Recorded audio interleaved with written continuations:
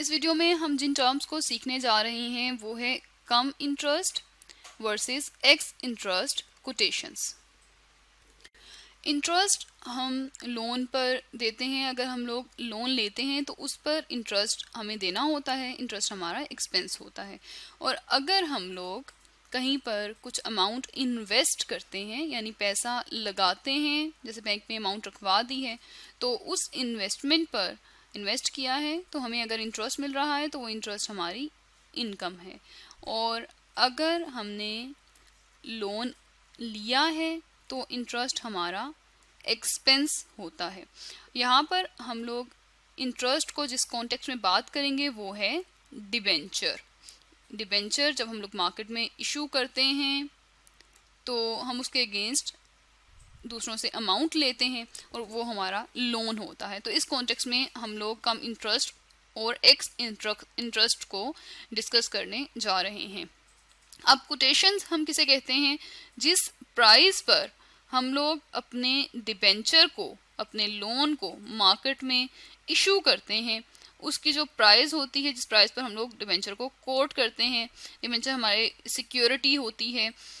और इसी तरह की और भी सिक्योरिटीज कंपनी इशू करती है, जैसे कंपनी बॉन्ड्स इशू करती हैं। अब जिस प्राइस पर वो रखा जाता है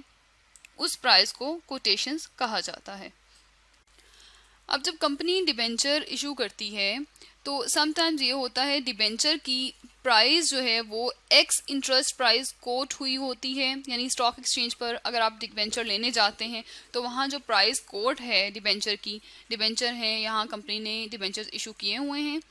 और इंटरेस्ट उस डिबेंचर की प्राइस में इंक्लूड अगर नहीं है जो प्राइस कोट की है तो उसे हम कहते हैं ये डिबेंचर की एक्स इंटरेस्ट प्राइस है। और अगर ऐसा है कि जो इंटरेस्ट है वो डिबेंचर के प्राइस में इंक्लूड है, शामिल है, तो हम इसे कहते हैं कि ये डिबेंचर की कम इंटरेस्ट प्राइस है।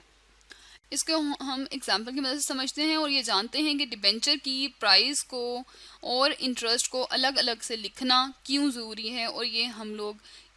एक्स इंटरेस्ट और कम इंटरेस्ट पर हम लोग समझ कर हम इसे प्राइस से अलग करने की कोशिश क्यों कर रहे हैं। इसका रीज़न ये है कि डिबेंचर जो है ये कंपनी की जो इशू कर रही है कंपनी, उसकी लायबिलिटी होती है।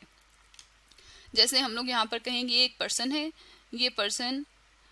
यहाँ पर डिबेंचर इशू करने जा रहा है। ये कंपनी में एक पर्सन है और ये डिबेंचर इशू करने जा रहा है, या ये पर्सन है जिसके पास ऑलरेडी डिबेंचर हैं और वो मार्केट में कंपनी के डिबेंचर सेल कर रहा है। अब ये जिस पर्सन को सेल कर रहा है ये डिबेंचर,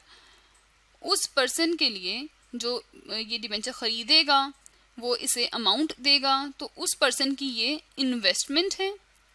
और जो पर्सन सेल कर रहा है डिबेंचर वो उसकी लायबिलिटी है। अब जो लायबिलिटी है उसको ये पर्सन जो कि सेल कर रहा है, जिसकी ये लायबिलिटी है, इस लायबिलिटी को ये बैलेंस शीट के अंदर लिखता है। और जो पर्सन डिबेंचर में अमाउंट इन्वेस्ट कर रहा है, डिबेंचर को लेकर इससे अमाउंट दे रहा है, उसकी ये इन्वेस्टमेंट है और ये अपनी इन्वेस्टमेंट को एसेट्स में यानी बैलेंस शीट के अंदर लिखता है, बैलेंस शीट में एसेट्स में लिखेगा। अब अगर हम लोग इंटरेस्ट की बात करें तो इंटरेस्ट रेवेन्यू नेचर का एक्सपेंस है इस पर्सन के लिए जो कि डिबेंचर को सेल कर रहा है, इसका इंटरेस्ट एक्सपेंस है। यहाँ हम लिख लेते हैं इस पर्सन का, इसने जो डिबेंचर सेल किए हैं इस पर इसे इंटरेस्ट पे करना है और ये इंटरेस्ट इसका एक्सपेंस है। अब अगर हम लोग जिसने डिबेंचर में इन्वेस्ट किया है वो अपनी इन्वेस्टमेंट पर इंटरेस्ट इनकम की सूरत में रिसीव करेगा तो इंटरेस्ट उसके लिए इनकम है। तो अब जब सिचुएशन ऐसे होती है कि कम इंटरेस्ट प्राइस गिवन हो और इसी में इंटरेस्ट इंक्लूड हो प्राइस के अंदर, तो हमारा जो इंटरेस्ट है वो रेवेन्यू नेचर होता है उसकी नेचर, और जो प्राइस है उसकी नेचर वो कैपिटल नेचर की होती है और उसे बैलेंस शीट में लिखा जाता है। तो कम इंटरेस्ट प्राइस को इसलिए स्प्लिट करना यानी प्राइस को अलग करना और इंटरेस्ट को अलग करना ये ज़रूरी होता है।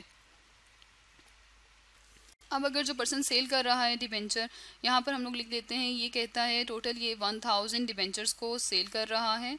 और ये 1000 डिबेंचर्स में से जो हर डिबेंचर है वो है ₹100 का। तो ये जो प्राइस टोटल बनेगी वो है 1 लाख, और ₹1 लाख के साथ अगर मेंशन है कि ये एक्स इंटरेस्ट है, तो इसका मतलब ये है कि जो प्राइस पर्सन पे कर रहा है इसमें इंटरेस्ट शामिल नहीं है, और यही प्राइस बैलेंस शीट के अंदर लिखी जाएगी और इंटरेस्ट अलग से कैलकुलेट होगा और इनकम स्टेटमेंट्स के अंदर जाएगा। अब अगर यही चीज़ बिल्कुल लिखी हुई है और ये इस तरह से लिखी है कि यहाँ लिखा है कि ये कम इंटरेस्ट है, यही प्राइस है और ये प्राइस कम इंटरेस्ट प्राइस है, यहाँ हम लिख देते हैं 1 लाख रुपीस। अब जब कम इंटरेस्ट प्राइस है तो हमने ये करना है, हमने इस कम इंटरेस्ट प्राइस में से चेक करना है कि कितना इंटरेस्ट है और कितनी एक्चुअल प्राइस है, ताकि प्राइस को हम लोग लिख सकें, बैलेंस शीट के अंदर लेकर जा सकें, और इंटरेस्ट को अलग से, आई हम इंटरेस्ट के लिए लिख देते हैं, इंटरेस्ट को अलग से इनकम स्टेटमेंट के अंदर लिखा जा सके। तो ये किस तरह से फिर हम स्प्लिट करेंगे, इसको हम लोग किस तरह से कैलकुलेट करेंगे। डिबेंचर जब भी इशू होता है उसके साथ लिखा होता है कि वो डिबेंचर का रेट क्या है। जैसे हम कहते हैं ये जो डिबेंचर इशू हो रहा है वो है 10% डिबेंचर। 10% डिबेंचर का मतलब ये है, DEB हम लिख देते हैं डिबेंचर के लिए, कि ये डिबेंचर को इशू करने वाला, डिबेंचर को सेल करने वाला और इसके अगेंस्ट अमाउंट लेने वाला पर्सन 10% डिबेंचर पर हर साल इंटरेस्ट देगा। अब जब अमाउंट टोटल जो है वो है 1 लाख, टोटल प्राइस लिखी हुई है 1 लाख, जिस पर 1000 डिबेंचर मिलेंगे, और 1 लाख पर फिर हम लोग इंटरेस्ट को कैलकुलेट करेंगे, 10/100 हम करेंगे, तो ये आ जाएगा, 0 से 0 काट देते हैं, इस 0 से हम ये काट देते हैं, बाकी रह जाता है 10,000। इसका मतलब है जो प्राइस कोट की गई है टोटल डिबेंचर जितने सेल किए जा रहे हैं उनकी, उस प्राइस में जो कि प्राइस है 1 लाख, उसमें 10,000 इंटरेस्ट है। तो इस सिचुएशन में ऐसा होगा कि 1 लाख में से माइनस किया जाएगा 10,000 को, माइनस करके 90,000 जो है प्राइस लिखी जाएगी, ये वैल्यू बैलेंस शीट में जाएगी। जो पर्सन सेल कर रहा है उसके लिए ये लोन है, और जो पर्सन खरीद रहा है उसकी इन्वेस्टमेंट है 90,000, और बाकी जो इंटरेस्ट की अमाउंट है, जो पर्सन लोन दे रहा है उसके लिए इंटरेस्ट एक्सपेंस है, जो पर्सन लोन ले रहा है उसके लिए ये एक्सपेंस है, और जो दे रहा है लोन उसके लिए ये इनकम है, और इसको इनकम स्टेटमेंट के अंदर लिखा जाएगा, और इसकी अमाउंट है 10,000 जो कि अभी हमने कैलकुलेट की है। और एक्स इंटरेस्ट के केस में 1 लाख अगर प्राइस दी है, इसका मतलब है कि यही टोटल प्राइस है और इंटरेस्ट अलग से होगा, और इंटरेस्ट अलग से इसके अलावा अगर हम लोग 10% लें कि इस केस में भी 10% ही है, तो इंटरेस्ट अलग से जो होगा वो 10,000 होगा। तो हमें जो प्राइस है उसको स्प्लिट करने की ज़रूरत नहीं है। तो इस वीडियो में हमने ये सीखा एक्स इंटरेस्ट प्राइस और कम इंटरेस्ट प्राइस डिबेंचर की क्या होती है, और अगर कम इंटरेस्ट प्राइस गिवन होती है तो उसको हमें उसमें से प्राइस को अलग करना होता है, इंटरेस्ट को अलग करना होता है, ताकि जो चीज़ हमने बैलेंस शीट में लिखनी है वो वहाँ लेकर जाएं, और जो चीज़ इनकम स्टेटमेंट में आएगी उसे इनकम स्टेटमेंट में लिखा जाए। तो इस वीडियो में जो टर्म्स हमने सीखी वो है x interest and come interest quotations.